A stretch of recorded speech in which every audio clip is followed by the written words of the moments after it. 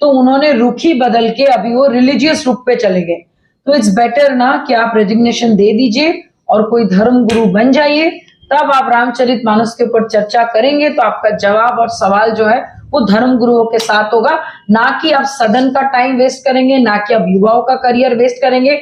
और दो चीजें अभी अभिषेक जी हो सकता है, या तो आप इस्तीफा दें और आराम से अपना दूसरा क्या कहते हैं लाइफ का आप चयन करें, जिसमें कि आप धर्म गुरु के पद पे आप आए और अलग से अपनी करियर की ये करें, स्टार्ट करें।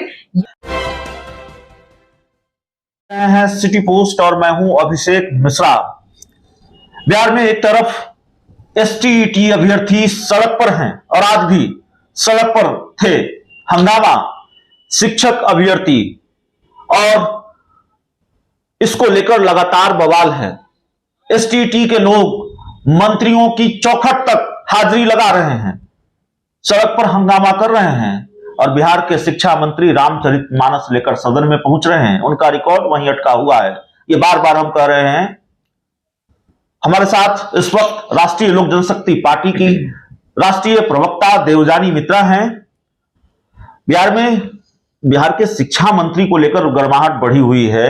एक तरफ एसटीईटी के अभ्यर्थियों ने आज भी प्रदर्शन किया है और जब हम फील्ड में होते हैं हम देखते हैं मंत्रियों के घर पर कैसे लाइन लगती है अभ्यर्थियों की, या बहाली का इंतजार कर रहे दूसरे बेरोजगारों की, लेकिन मंत्री जी हैं कि वो रामचरितमानस पर ही अटके हुए हैं। देखिए, सबसे बड़ी बात तो एजुकेशन मिनिस्टर को जिस पद पे उनको दिया गया और जो काम उनको सौंपा गया, कहीं ना कहीं वो काम करने में असमर्थ है। उनको पता है कि भाई पूरे कार्यकाल में जो समय उनको मिला था, चाहे वो एसटीईटी का हो, चाहे वो बीपीएससी का हो, चाहे वो बीएसएससी का हो, या फिर ग्रेजुएशन के डिग्री 3 साल में, ये सारी चीजें इतने सालों से उन्होंने नहीं किया। और अचानक से जब बजट में पेश होता है कि ये एजुकेशन को सही करना है, या खुद भी चिल्ला चिल्ला कर बोलने के बाद भी जब अपने कार्यकाल में वो सारी चीजें नहीं कर पाए, तो उन्होंने रुख ही बदल के अभी वो रिलीजियस रुख पे चले गए। तो इट्स बेटर ना कि आप रेजिग्नेशन दे दीजिए और कोई धर्म गुरु बन जाइए, तब आप रामचरितमानस के ऊपर चर्चा करेंगे तो आपका जवाब और सवाल जो है वो धर्म गुरुओं के साथ होगा, ना कि आप सदन का टाइम वेस्ट करेंगे, ना कि आप युवाओं का करियर वेस्ट करेंगे। और दो चीजें अभी अभिषेक जी हो सकता है, या तो आप इस्तीफा दें और आराम से अपना दूसरा क्या कहते हैं लाइफ का आप चयन करें, जिसमें कि आप धर्म गुरु के पद पे आप आए और अलग से अपनी करियर की ये करें, स्टार्ट करें। या तो फिर जो भी अभ्यर्थी या टीचर्स जिनके एज पार हो चुकी है, क्योंकि आपने तो नौकरी दिया नहीं, आपने तो आगे, तो उनको आप मुआवजा दीजिए, क्योंकि उनकी पूरी भविष्य, उनकी पूरी फैमिली का भविष्य जिनके हाथ में अगर उनको नौकरी नहीं मिलेगा तो कोई कुछ नहीं कर पाएगा। तो ये एक बहुत सोचने वाली बात है बिहार के युवाओं के लिए।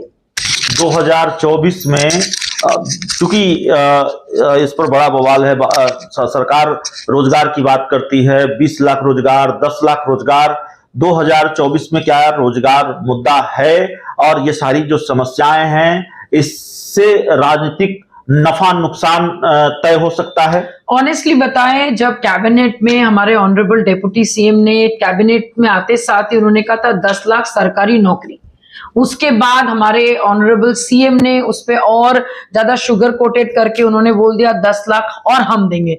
तो भाई 20 लाख नौकरी का जगह किधर है? मुझे जितना पता है कि सरकारी नौकरी में 3.5 लाख की वैकेंसी है, वो तो अब से पूरी हो नहीं रही है।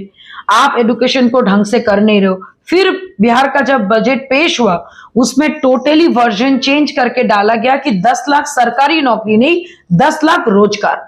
तो आप देख सकते हैं कि ये लोग अपने बातों को कैसे धीरे धीरे डिफरेंट तरीके से बातों को खाते जा रहे हैं और बातों के साथ मजाक करते जा रहे हैं। तो कहीं ना कहीं हमारे ऑनरेबल डेप्यूटी सीएम के साथ उनके गुट के जितने नेता हैं वो लोग लोगों को सिर्फ बेवकूफी नहीं बना रहे, साथ में वो लोग ये साबित कर रहे हैं कि अभी जो महागठबंधन की सरकार है उनको कोई भी मतलब नहीं है विकास से, एजुकेशन से, हेल्थ से।